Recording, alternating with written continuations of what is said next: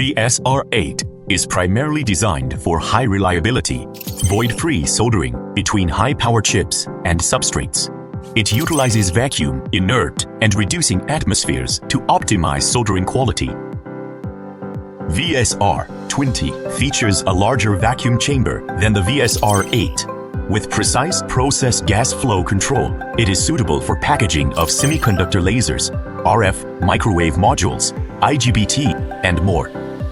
VSR140 enables soldering of large SAST workpieces for high-volume processing of small SAST workpieces. It uses multiple infrared lamp banks for radiant heating from both the top and bottom, improving temperature uniformity. VSR304 features an automatic loading-unloading system, supports formic acid and flux processes.